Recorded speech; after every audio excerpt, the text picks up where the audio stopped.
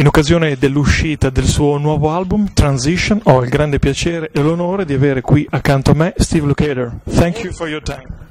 It's nice to be here, man. How you doing? So, let's talk about Transition.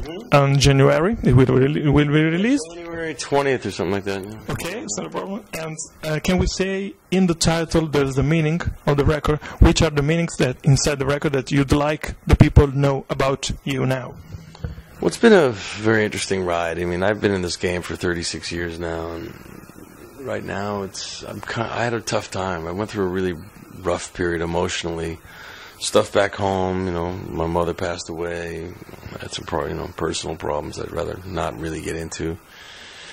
But at my lowest, I pulled myself up. You know, I cleaned my mind, body, and soul out. I stopped smoking. I stopped drinking. I stopped gym. You know, work out. You know, clearing my mind out, and found my music. I found my inspiration again, and I've never felt better in my life. You know, it took a few years. You know, I mean, I was really beat down, affected by everything, overly sensitive about everything, and you know, I guess having a long career, sometimes you go through these things, but I've never felt better now. I really feel I've got my my vibe back, my confidence back, and my health for sure.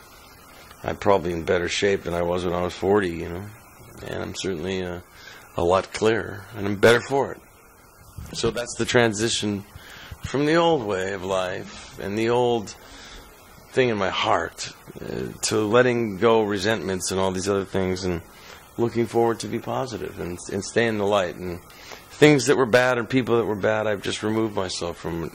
I never made any big statements or told anybody to fuck off or anything like that. I just was like, if things are a drag or people are a drag, I've just pulled myself back, and I want to focus on my music, my work, and my family, you know, my kids.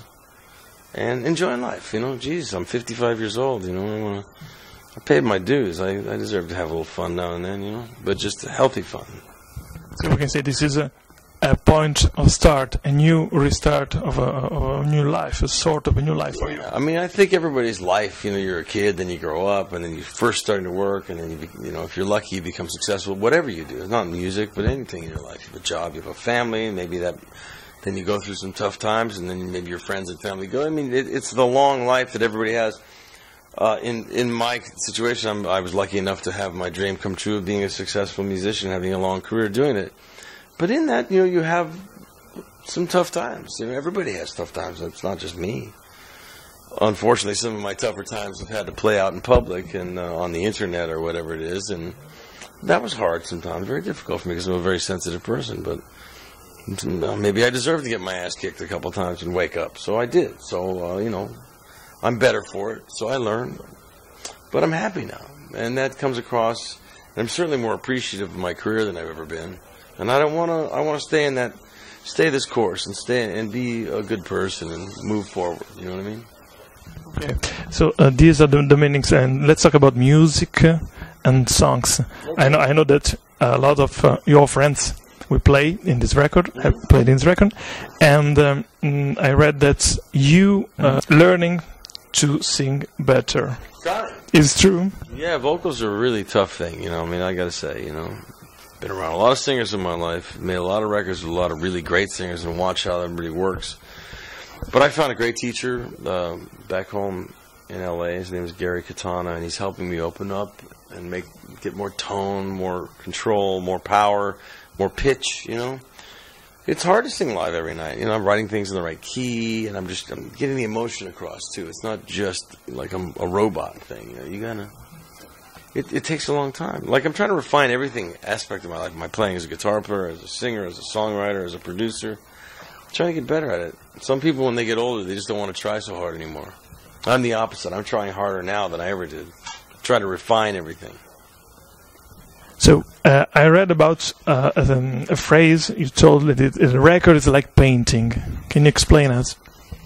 Well, it is. It's, you know, you start out with an empty canvas. There's nothing on it, and it needs a painting comes to life as the music does. This particular time during this album, from the very first germ of an idea, that became the master recording. We never redid anything. So it would start out with me and my co-producer and writing partner, C.J. Vanston.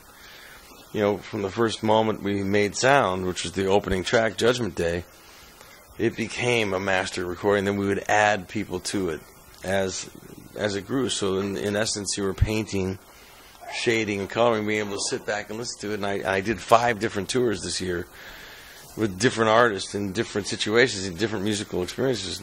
And I would take some inspiration from that and bring it back. I started the record in December last year, and every time I had a break, I'd come back and work on it some more. I'd be writing lyrics on the road, refining things, go back, sing it, work on it, go, I like that. No, let me redo that part. Let me redo that lyric. And over the course of this year, it just grew into a record. I have friends come by, go, come play on this track. Because there was already the track. I could say, oh, it'd be great to have Greg Bisson on this. It'd be great to have Tal Wilkenfeld on this. It'd be great to have my live band, you know, Steve Weingart, you know, and Renee and Eric Valentine, you know. These are guys that I travel around with, you know, they're fantastic musicians. They're all over the record. But I also was able to bring in my son Trev, who co-wrote a song and with us and played on it. And Chad Smith from the Chili Peppers came in and played on a tune. Lee Sklar, legendary bass player, dear old friend of mine. John Pierce, my oldest friend in the world, great bass player. Lenny Castro, who's on everything I've ever done. Toss Panos came and played drums. He's a really unique player. Really loved having what he did on there. And I had some guest vocalists come in. Phil Collin from Def Leppard, Richard Page came in and sang on some stuff, you know. So really fantastic friends, you know, who were kind enough to come grace me with their talent, you know. So that's the way a Steve Lukather album born, from occasions and friendship with others. I mean, I've had a really interesting career in that I'm not just a guy in a band who makes the records and that's all I do and maybe meet people. I'm actually worked with most of my heroes, which is a very strange thing to say. And I've learned from all of them. So, you know, doing my own records, I can do anything I want pretty much. And, you know, when you have this great pool of musicians, legendary people, brilliant musicians, that I can go, hey, would you play on my record? And they show up and do it. It's pretty cool. So next year will be a very busy year for you. New album, new collaborations, a new reunion with Toto. I read about it. Yeah. That's true? No, is it really true? Next year will be 35 years since the release of the first Toto album, our first hit, Hold the Line.